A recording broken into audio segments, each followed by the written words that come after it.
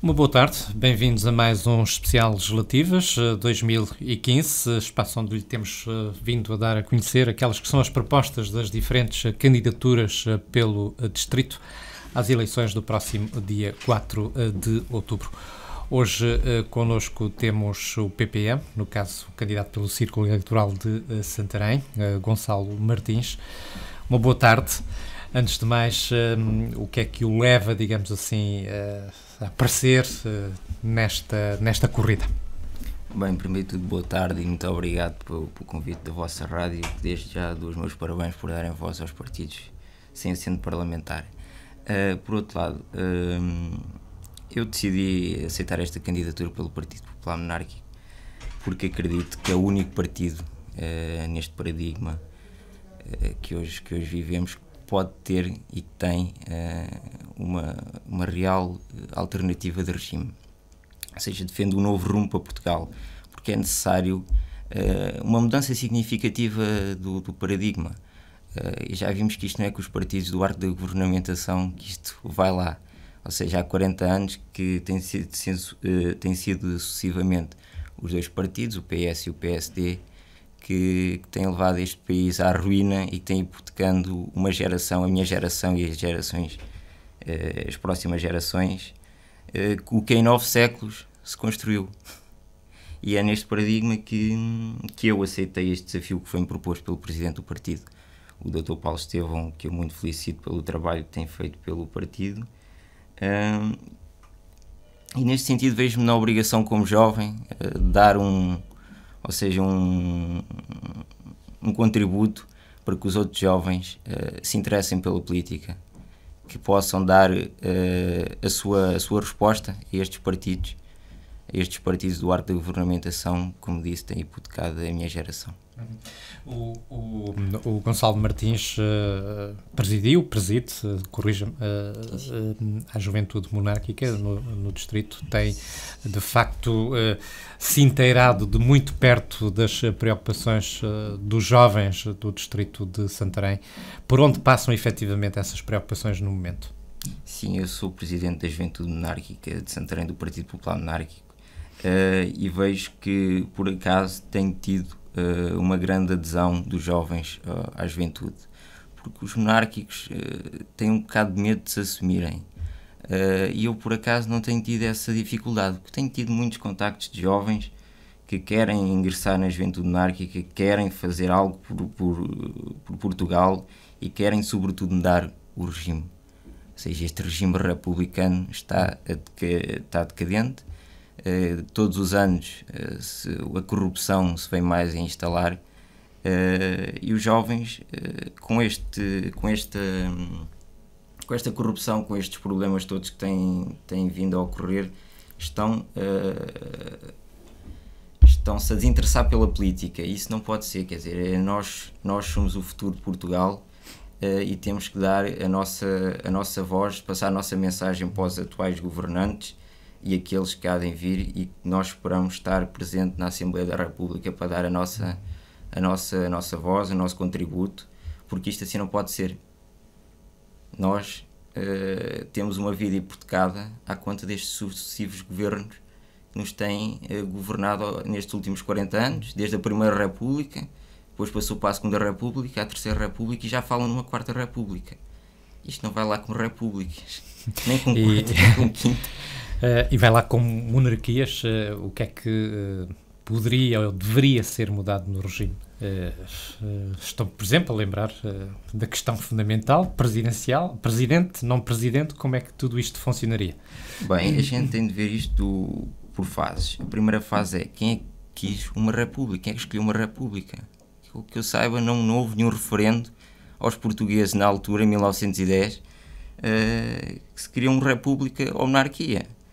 E desde aí, quer dizer, o Partido Republicano em 1910, salvo erro, 3 ou 4 meses antes da Revolução, foi a eleições e teve 7%, perdendo para a esmagadora maioria dos partidos monárquicos da altura. Por isso é interessante ver este paradigma que na altura uma minoria conseguiu deitar abaixo uma maioria. Isto não é uma democracia. Uma democracia é os povos escolherem se querem, em que regime e governos querem ser governados.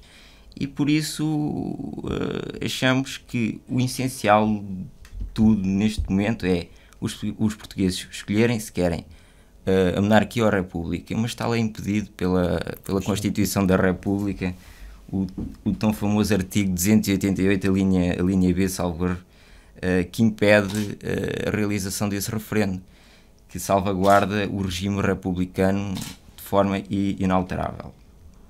Isto tem de mudar. Isto é uma medida, ou seja, é um artigo, é uma linha completamente antidemocrática. Quem é que nós somos que não podemos escolher o que queremos ter para Portugal? E é nisto que a gente se quer focar para dar a conhecer aos portugueses que nós não vivemos numa democracia. Os rankings dos países mais democratas, a maioria são monarquias. E as monarquias são 40 e tal, salvo erro. E as repúblicas são 150. E nós conseguimos, quer dizer, a monarquia consegue estar nos rankings, nos primeiros lugares, com a maioria, em termos dos países republicanos. Porque é que em Espanha e nos países monárquicos podemos escolher se queremos uma monarquia ou uma república, e nas repúblicas não podemos escolher se queremos uma república ou uma monarquia? Porque eu sei de países que pontualmente, talvez 2 vezes por ano, o Parlamento é questionado se quer ou não continuar com a monarquia e com a república. E os resultados têm sido positivos. Quer dizer, se a gente olhar para o índice de desenvolvimento humano, a esmagadora maioria, nos 10 primeiros lugares, são monarquias. E porquê? Porque é que a gente defende um rei, uma monarquia constitucional? Porque é o regime que nós pensamos, e que já há provas disso, basta ver os índices e comparar o índice de desenvolvimento humano dos países republicanos com monárquicos, que o rei é verdadeiramente democrático, ou seja, uma monarquia é verdadeiramente democrática.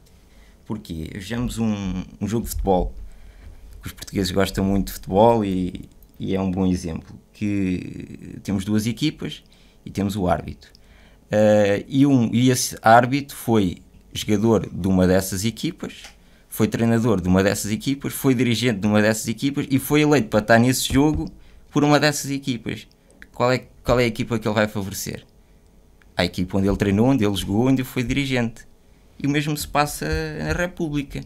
Os presidentes da República são eleitos, foram deputados por um partido, muitos foram dirigentes por partidos. Vejo o Mário Soares, aqui o doutor Cavaco Silva, entre outros, e não achamos que isso seja uma verdadeiramente democrático. Porquê? Porque temos um Presidente da República que vai favorecer sempre um lado do Parlamento, que há de ser sempre o seu partido. E vemos isso na mensagem de ano novo do Presidente da República. Ele dá a sua mensagem para um ano melhor, próspero, e passado 10 a 15 minutos já há uma desunião completa nos portugueses. Os partidos contrários ao dele questionam e dizem que não é assim e que está a favorecer o seu partido e tudo mais. E depois o partido do Presidente da República diz que foi uma excelente mensagem, que revela um espírito próspero para o país. E é neste seguimento que defendemos que o rei, totalmente apartidário, o rei não tem partido. Reflete a simbologia de um povo, a história do povo, a continuidade de um povo, da sua tradição, porque um país sem tradição é um país sem rumo.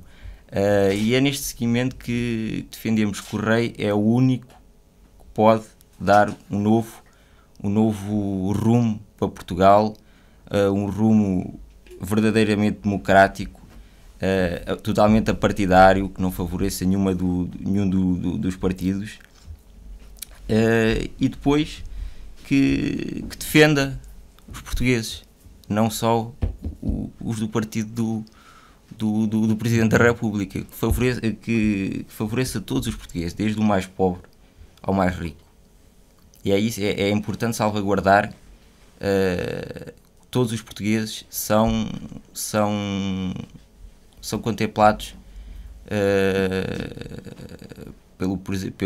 neste caso pelo rei, que garanta assim uma união.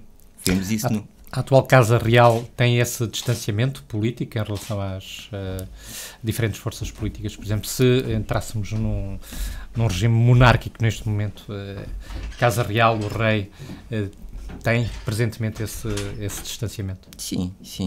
O rei garante uma completa distância dos partidos. Sempre houve isso, por exemplo, na Causa Real. Sempre houve um interesse partidário e dando assim voz ao rei, ao pretendente ao trono, e que garanta assim uma completa partidarização do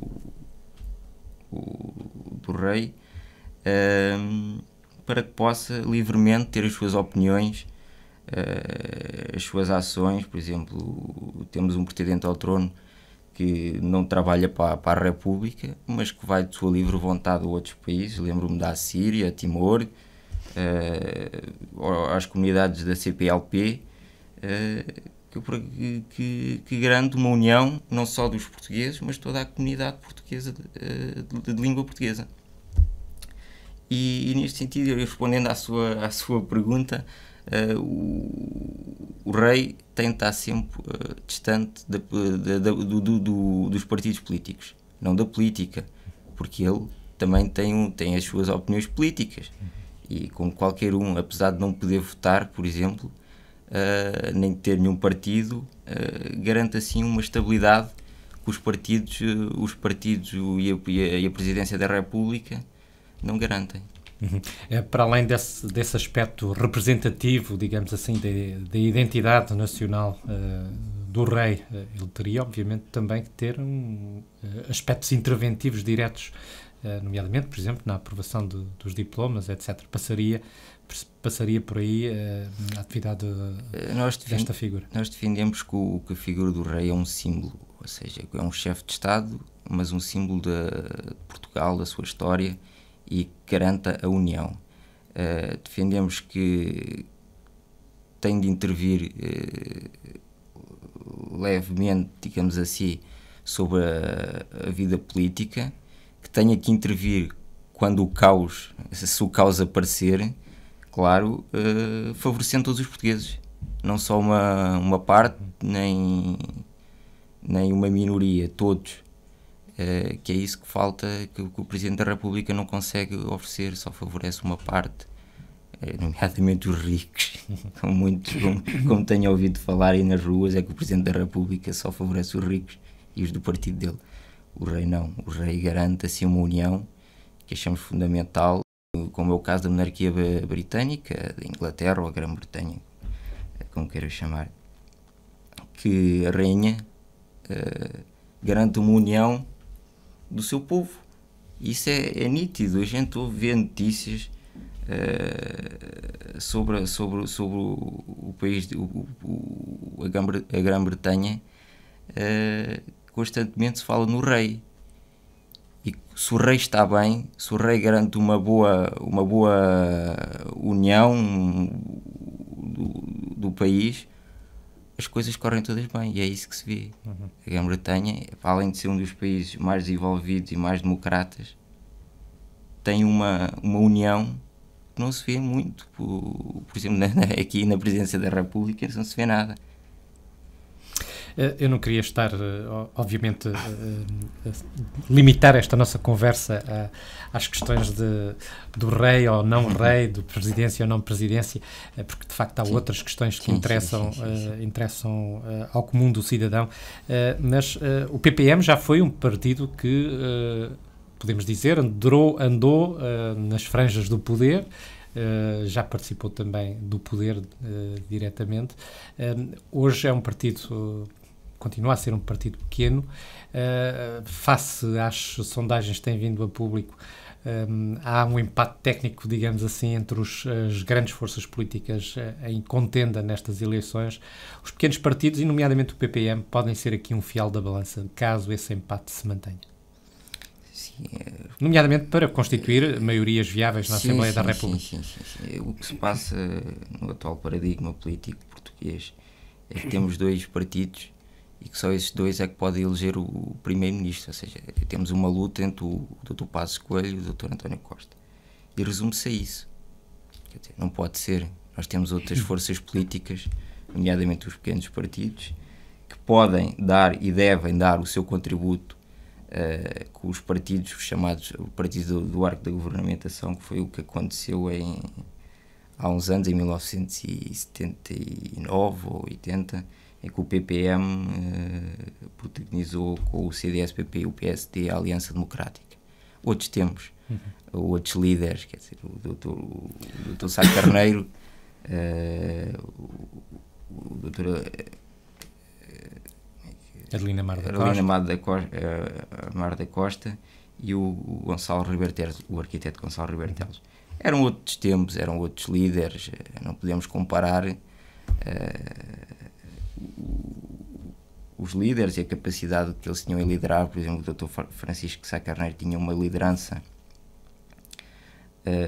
que emocionava as multidões, que era uma verdadeira esperança depois do 25 de Abril para os portugueses, e depois aconteceu aquela tragédia. Atualmente existe um clima de medo, é isso que eu acho. Existe um clima de medo entre os portugueses, protagonizado pelos partidos, por os chamados grandes partidos, que ameaçam. Agora vemos o Dr. António Costa ameaçar que, se não tiver uma maioria absoluta ou se não ganhar, vai chumbar o orçamento do partido do PSD, e o PSD e a coligação a dizer que tem de votar neles, não existem outros partidos. Quer dizer, isto está muito monopolizado. Isto não há só dois partidos, nem os portugueses têm medo de votar nos pequenos partidos, porque dizem que o voto não vale nada, não é, ou seja, esse voto não conta para nada, e o PPM defende que exista um regime de compensação para esses votos perdidos, ou seja, existe sensivelmente 190 mil votos dos pequenos partidos que são deitados para o lixo. Não pode ser. Quer dizer, a opinião dessas 190 mil pessoas não contam. Não pode ser. E depois o PPM defende uma ampla reforma política, nomeadamente as candidaturas por listas independentes. Isto faz parte do património do Partido Popular Monárquico. Ou seja, o que eles estão agora todos a falar, isso não é novidade nenhuma. Isso o PPM defende há anos. Essas candidaturas também são em sistemas abertos. Aquilo que nós defendemos é candidaturas em sistemas abertos, que são candidaturas compostas por listas de cidadãos, e depois que as pessoas possam votar no seu distrito. Por exemplo, os partidos apresentam a sua lista e no atual paradigma votam para o número 1, os partidos é que decidem quem é que é o número 1, quem é que vai primeiro, o segundo, o terceiro, o quarto. E aquilo que o PPM defende são sistemas de lista abertas, que as pessoas possam votar para além do partido ou da lista de cidadãos, qual é que é a figura que querem ver representada dentro desse partido ou dessa lista de cidadãos para a Assembleia. Isto garante achamos importante, porque isto garante que as pessoas possam subir por mérito próprio e não por amiguismos, por filiações partidárias, mas sim por mérito próprio, e depois permite que se renove os políticos portugueses, que há 40 anos são sempre os mesmos. Isso não pode ser, isso questiona muito a opinião dos portugueses e cria desânimo, e não pode ser. Depois o PPM defende também um reforço do regime de incompatibilidades para os ex-governantes.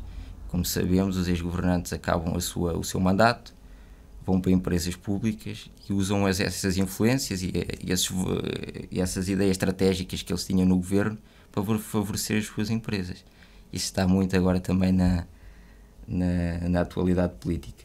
Por isso o PPM quer apresentar uma proposta que impeça ex-políticos que acabaram o seu mandato, no prazo de 8 anos, estão impedidos de pertencer a quadros das empresas públicas. E depois temos a outra reforma, que é referenda ao regime. Não vou voltar a falar, mas é importante referenda ao regime para que os portugueses possam escolher que regime querem para Portugal. Um conjunto de reformas que se têm falado. Uma delas é também a questão dos independentes, candidaturas independentes. Hoje ninguém se pode candidatar se não tiver inserido num partido da Assembleia da República, só assim o pode fazer. Os candidatos independentes seriam também teriam também o apoio nesta vertente por parte do PPM. Sim, como acontece agora nestas eleições, o PPM tem muitos independentes a candidatar-se pelas suas listas. Veja Aveiro, em diversos distritos. E o PPM defende que, de facto, independentes possam dar o seu contributo, não é só os partidos. Porque é que uma pessoa tenha as suas ideias, ou um conjunto de pessoas tenha as suas ideias, mas que não queira formar um partido? Porque há outras pessoas que se querem juntar e depois não concordam com alguns aspectos. E nós achamos isso a melhor forma democrática para representar um certo círculo, uma certa opinião. E por isso o PPM defende que essas listas independentes são importantes, porque ia dar a tal questão, ia renovar as caras políticas, os partidos políticos,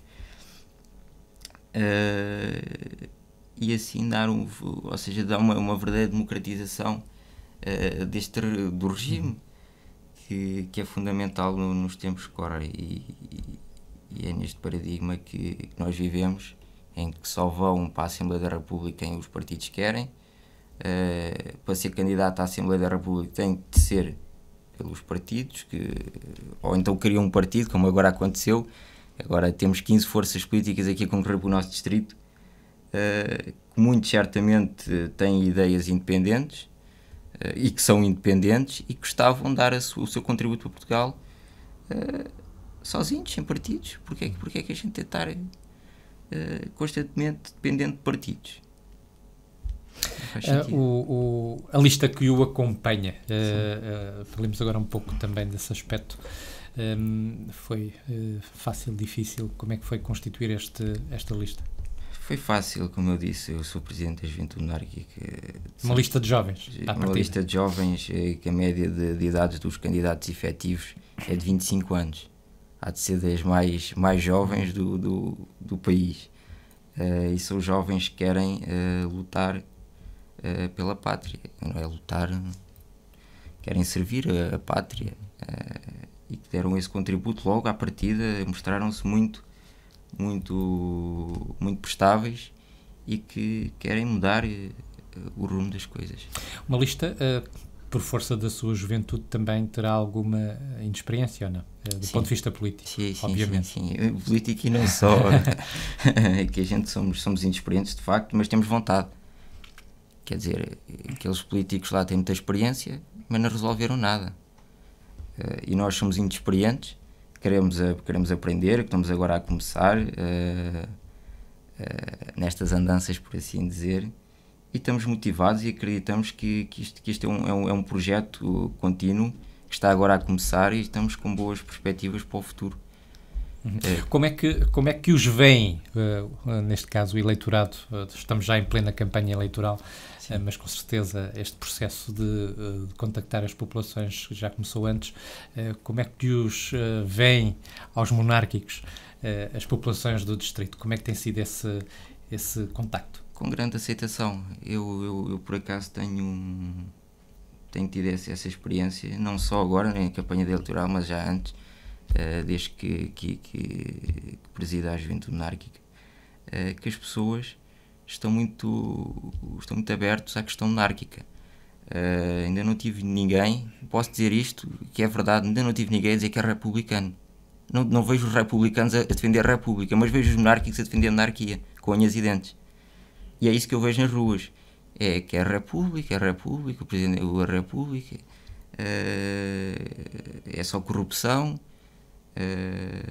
mas a monarquia pode dar um novo rumo para Portugal e o novo rumo que os portugueses precisam e que este país precisa de um verdadeiro rumo e uma mudança significativa neste paradigma atual. Uhum.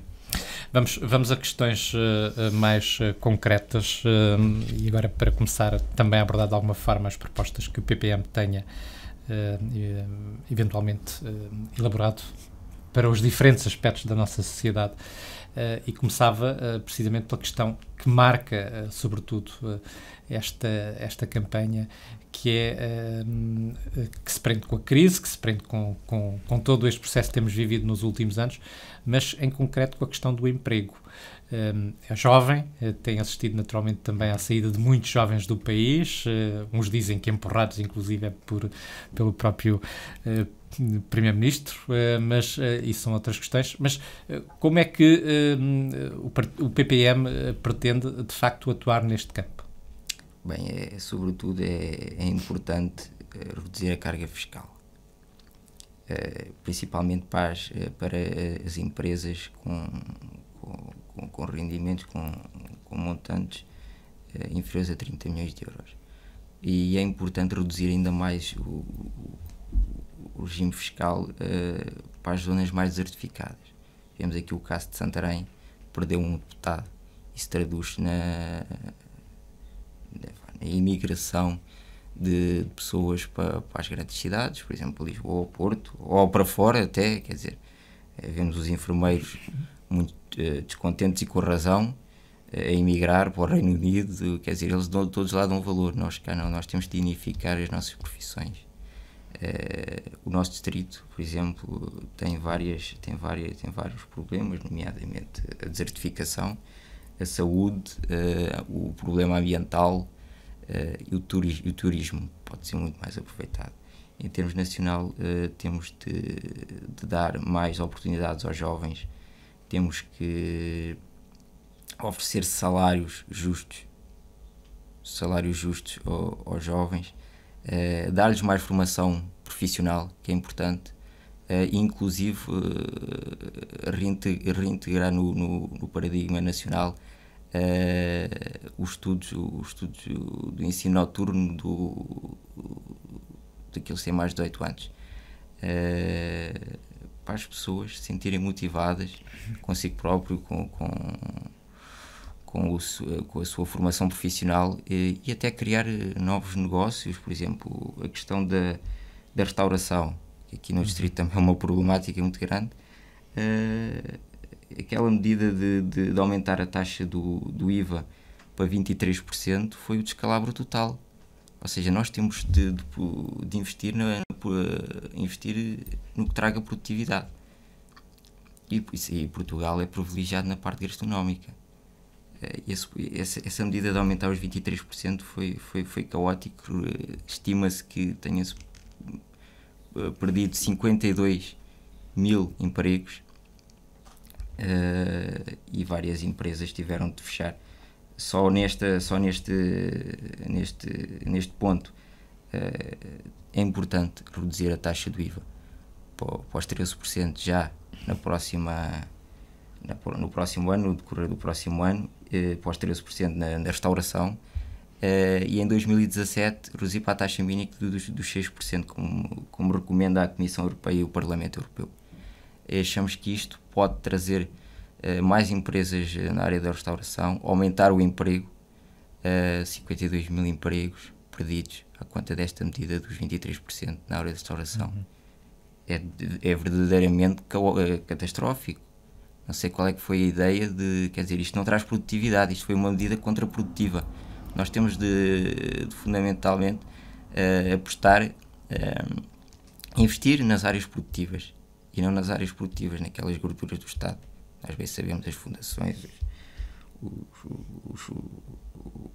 a frota automóvel, entre outros. E esta medida da redução do IVA é muito importante. Achamos isto muito importante e que pensamos ser a solução, uma parte da solução para reduzir o emprego e criar riqueza.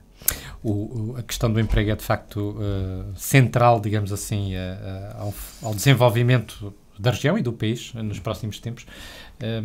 Isto faz-se à conta, obviamente também de medidas como essa, mas de eventualmente muito investimento. Há partidos que inclusive, e já o aqui tenho dito aos microfones da ERTS, defendem digamos, a obrigatoriedade da banca investir mais no apoio às empresas, nomeadamente, já aqui falou em aspectos como a formação profissional, também um acréscimo dessa formação profissional.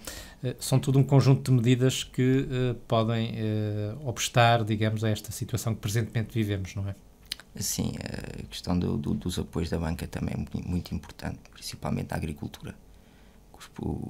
Os agricultores carecem de algum financiamento das bancas para potenciar o seu negócio, para aumentar o seu negócio e aumentar a produção para que possam produzir mais e escoar mais e garantir a nossa subsistência em nível alimentar em Portugal. E a agricultura também é um âmbito, é um ponto bastante importante, que está a trazer já muita riqueza, mas podem trazer ainda muito mais e empregar muitos jovens e não jovens. Agora temos muita esta imigração dos jovens para a agricultura, na qual eu também pertenço, também investi na agricultura como outros jovens, e é muito importante também este ponto dos jovens voltarem para a agricultura, porque o Portugal sem agricultura, quer dizer, somos privilegiados na agricultura e abandonamos.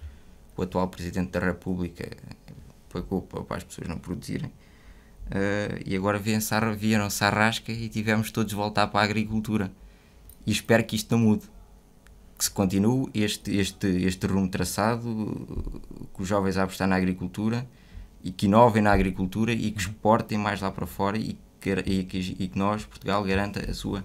Esta é uma fileira, aliás, importantíssima ao nível do distrito, não é? Sim, muito importante. O distrito de Santarém é privilegiado neste ponto, a agricultura, e que está um bocado também ao abandono. Já não se fala assim tanto de Santarém como a capital agrícola ou uma região verdadeiramente agrícola. Ainda se vê muito ali no campus da Lesíria. Agora vê-se muita aposta dos agricultores. Aquilo que eu vejo na televisão é mais lá para o norte, também no Alentejo vê-se muita, e é importante, muitos investimentos no âmbito da agricultura no Alentejo.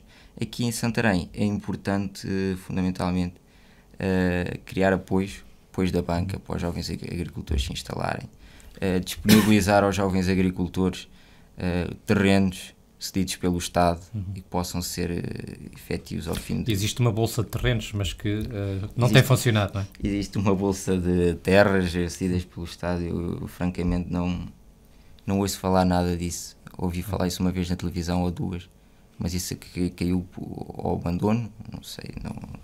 É importante que este tema do terreno, do Estado oferecer terrenos, quer dizer, ceder terrenos aos agricultores, que depois possam ser cedidos a título definitivo ao fim de 20 anos de atividade ininterrupta, para que as pessoas, quer dizer, há muitas pessoas que querem se meter na agricultura e não têm terrenos. E comprar terrenos para muitos fica muito caro e é um investimento muito dispendioso, e nisto cabe ao Estado, para aumentar a produtividade, aumentar o emprego, ceder. Quer dizer, o Estado tem aí tantos terrenos abandonados, nem ninguém lhes pega, ninguém faz nada. Não era muito mais rentável que os jovens trabalhassem essa terra, ganhassem o seu ordenado, empregassem pessoas e que trouxessem riqueza para Portugal?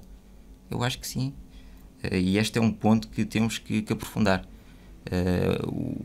E que faz parte também do espólio património do Partido Popular Monárquico, que sempre defendeu que o Estado cedesse aos agricultores estes terrenos para que possam trabalhar a terra. Outra questão, naturalmente, que lhe é cara, como jovem, é também a questão da educação. Temos assistido, por exemplo, este ano, os números têm sido tornados públicos, há um ligeiro acréscimo no acesso ao ensino superior, mas apesar de tudo continuamos com muitos cursos a ficarem desertos em relação a candidaturas. O Distrito tem 2 instituições politécnicas superiores. Como é que vê a eventualidade, digamos, do funcionamento, da viabilidade de funcionamento destas instituições no futuro próximo? Por exemplo, eu ali no Conselho de Santarém temos a Escola Superior Agrária. Para a região aqui de Santarém é bastante importante. Isto devem ser criados incentivos a estes jovens logo que saiam destas universidades, possam ir logo para o trabalho propriamente dito, que tenham este binómio de ir logo trabalhar por outras empresas e que possam ganhar experiência. Estas universidades que existem aqui em Santarém, este complexo de ensino, são verdadeiramente importantes para o nosso distrito, porque trazem pessoas, trazem jovens aqui para o nosso concelho, e nós temos que os cativar que permaneçam cá, que é para combater esta desertificação que se acentua todos os anos. E é neste paradigma que nós queremos atuar em termos de educação. Defendemos que o professor, a figura do professor, seja verdadeiramente dignificado, possam receber salários justos à sua profissão. São eles que nos vão ensinar, são eles que nos vão dar os princípios, os valores para no futuro vamos nos reger. E depois é este caos que todos os anos, por esta altura, vivemos, que é a colocação dos professores. Isto cria uma instabilidade brutal na cabeça dos alunos e dos professores. Não sabem para onde é que há de ir. Ou seja, isto tem de ser tudo definido antes do dia 31 de julho. Antes do dia 31 de julho.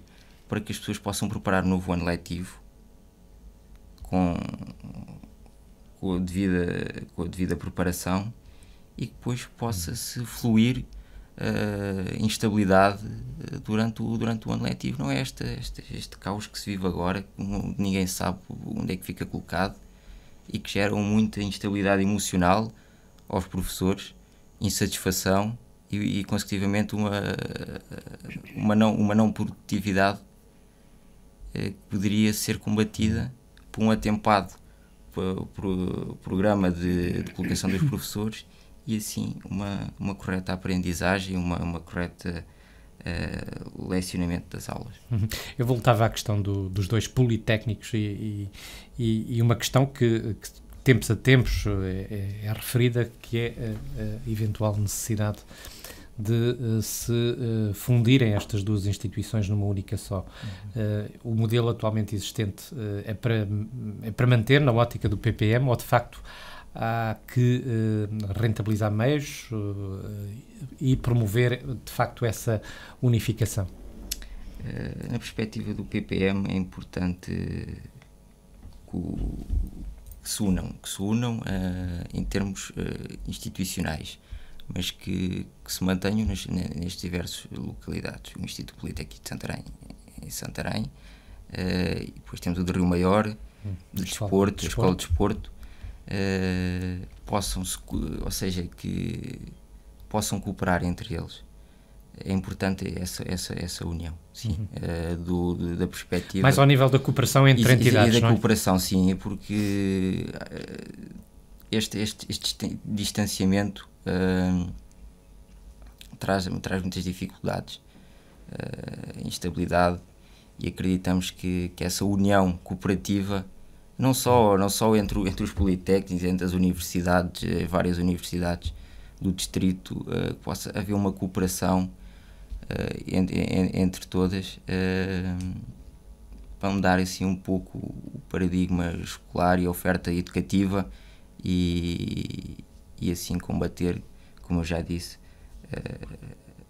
o abandono da escola, que agora já está a retrair, e agarrar os jovens aqui a Santarém, que é fundamental.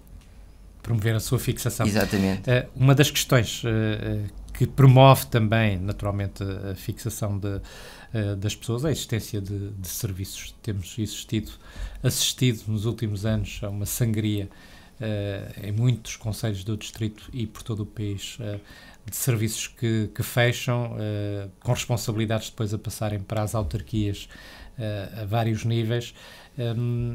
Como é que vê também este processo, o PPM? O PPM é um partido municipalista.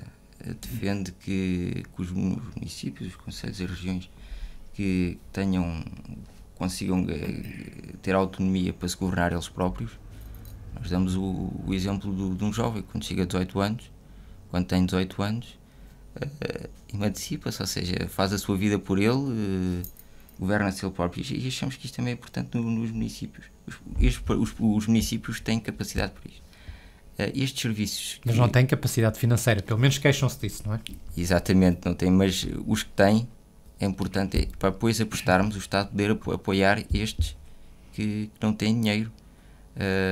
E estes serviços constantemente fecham, as responsabilidades vão para outros serviços, e gera também um clima de inexperiência, porque muitos não estavam habituados a tratar de certos assuntos, e originou um clima muito pouco produtivo, em que as pessoas são subcarregadas com temas que muitos deles nem fazem parte do seu âmbito local. É um processo que está em experimentação, nomeadamente em algumas autarquias já, a transferência de poderes na área da saúde e na área da educação, sobretudo, fundamentalmente na área da educação. As autarquias reclamam que precisam de um envelope financeiro para responder a essas novas exigências. Este é um processo que se pode vir a generalizar ao país, mas que está ainda nessa fase experimental. De facto, as autarquias têm capacidade humana, técnica, para intervirem a todos os níveis da educação, a todos os níveis da saúde? Em certa parte, sim. E é no caso da saúde, estamos a falar dos centros de saúde, obviamente. Exatamente. Em parte, sim, porque queremos que as regiões são todas diferentes. Cada uma tem necessidades específicas. Por exemplo, aqui a região de Santarém, em termos de utentes sem médico de família, é impressionante, não é? É caótico, porque temos aqui o caso de Salvaterra de Magos, dos seus 20 mil residentes, apenas 12 mil têm médico de família. 12 mil não têm médico de família, assim é que é. Em Rio Maior, 9 mil dos 22 mil, Almeirim, 8 mil dos 22 mil, Chamusca, mais ou menos 4 mil dos 9 mil, e Alpiarça. Achamos que os municípios têm de ter alguns específicos para retrair estes dados. E aí ou seja, a gestão desses centros de saúde e desses hospitais deve ser do município. Agora, tem de haver um apoio do Estado, porque é o Estado que deve garantir a saúde, as condições para a saúde, para que estes números reduzam significativamente. Hoje em dia, as autarquias já têm a seu cargo a área do primeiro ciclo do ensino básico. O objetivo é que elas passem a assumir progressivamente todos os ciclos de ensino, até ao secundário. Isto vai significar uma mudança completa talvez de paradigma ao nível do ensino no futuro, a concretizar-se obviamente, mas também aqui temos o mesmo problema, a questão financeira pesa e fortemente nesta matéria. Sim. como eu disse, tem de haver apoio também dos Estados e estes municípios, mas temos de ser o mais autónomos possíveis para garantir a nossa sustentabilidade. Mas o Estado, como eu disse, tem de dar sempre um apoio, nomeadamente na saúde e na educação, nestes dois temas. Mas queremos também que temos, por exemplo, as freguesias que agora foram extintas. Muitas delas são mais antigas que quase Portugal. O PPM quer reverter o processo sem dúvida, da extinção de freguesias. Sem dúvida nenhuma. Como eu disse, algumas são mais antigas que Portugal, e que é a cultura, é a tradição, é a história dessas freguesias que foi posta em causa. E temos que inverter essa situação. O PPM é um partido de inversões, é isso? A muitos níveis? Não a muitos níveis, mas nestas áreas, como é o regime que agora em Portugal, o municipalismo e a ecologia, sim, isso é completamente... Isso tem de ser. Esta também é uma das componentes do ADN do PPM, não é? Exatamente, é o partido mais antigo na Península Ibérica a tratar destes temas, e aqui no distrito de Santarém é uma grande prioridade para nós e no nosso programa, porque temos aqui casos de poluição nos rios. O caso do Rio Maior, que o tomar o Rio Navão, onde se pode alastrar ao Zézero e à praia fluvial de Constância e seguidamente para o Tejo. A Ribeira da Boa Água nos Riachos, que desagua no Rio Almonda.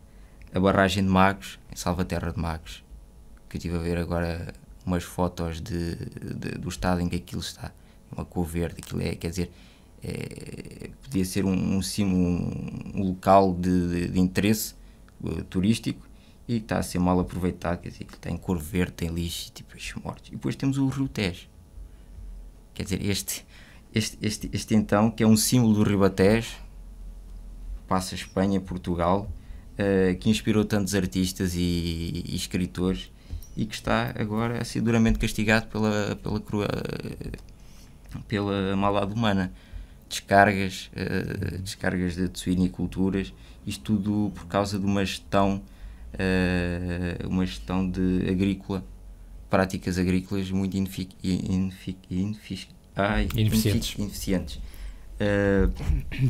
E o PPM integrou no seu programa uma carta de compromisso elaborada pela Protege, que agora dia 26 vai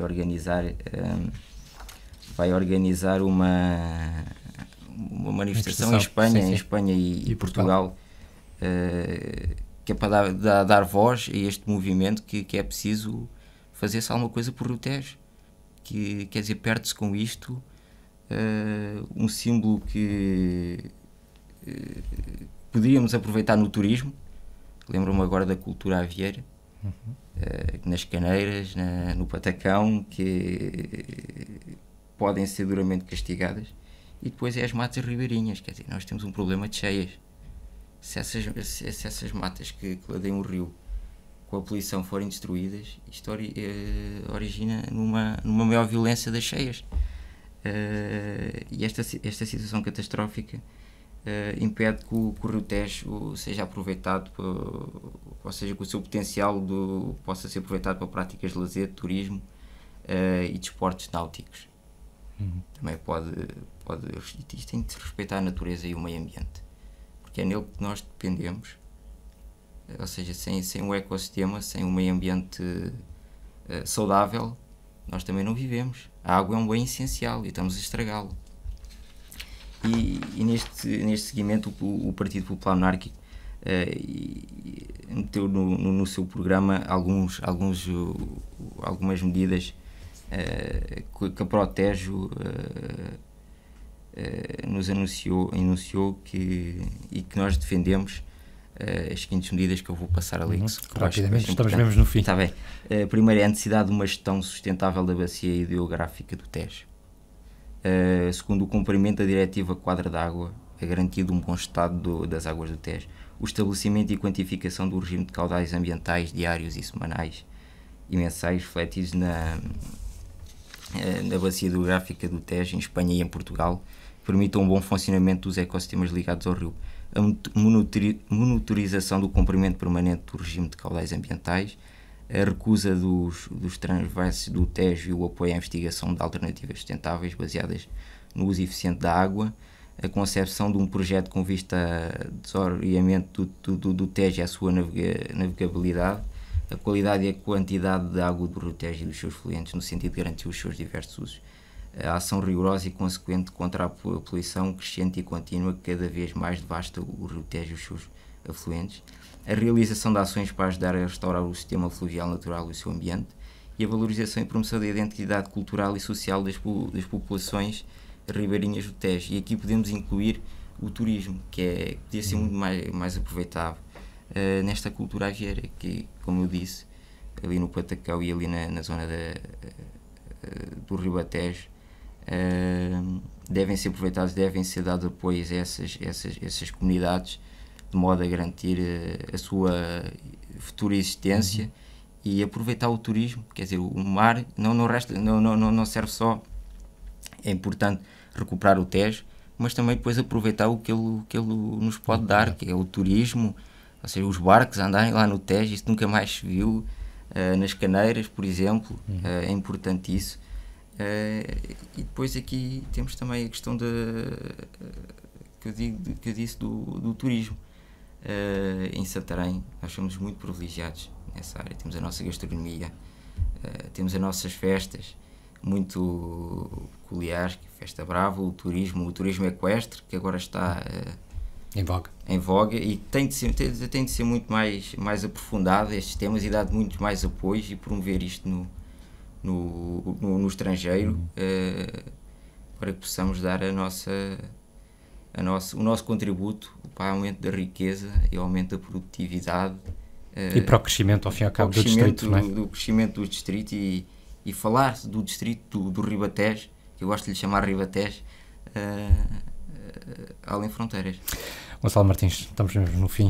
Muito obrigado a esta presença aqui do PPM, neste especial eleições. Vamos então ficar por aqui. Voltamos numa próxima oportunidade. Fique bem, fique com a Hertz.